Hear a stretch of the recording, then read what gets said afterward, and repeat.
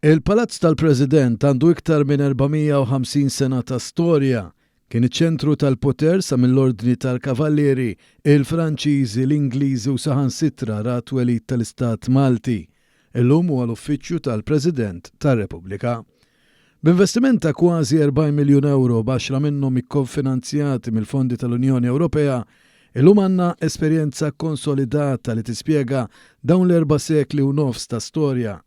Permezz ta' xogħol ta' riġenerazzjoni u restawr li sar, il-pubbliku se jkun jista' jibda jżur iktar minn 80% tal-ispazji tal-palazz li sa ftit snin ilu kienu okkupati mill-Parlament u l-Avukat Ġenerali.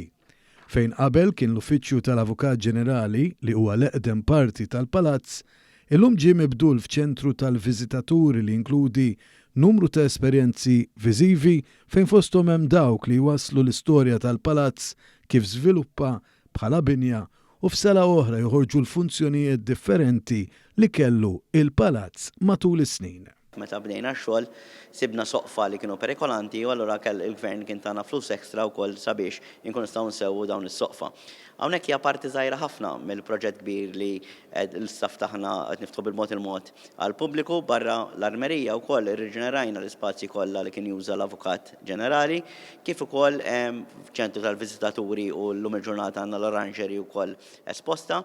Barra minn hekk l-ispazji kollha kien juża il-Parlament jokkupaw il-membri parlamentari sabiex jagħmlu ix-xogħol tagħhom, issa dalwaqt ukoll se jkunu kollha miftuħin għall-pubbliku kmamar li mhux se tarafhom għaliex għamilna bosta restawr fihom fejn restawrajna s-suffetti, restawrajna l-ħitan, restawrajna l-freskos, l-artijiet, kif ukoll erġajna embellixxajna l-ispazji anke bid-damas kif kienu oriġinarjament. Il-proġett ta' riġenerazzjoni tal-Palazz tal-President nibet mill-opportunità li l-armerija tal-Palazz terġa' ssib posta fil-Kamra fejn kien jiltaqa' l-Parlament li wkoll kienet teħtieġ ċerti interventi ta' restawr.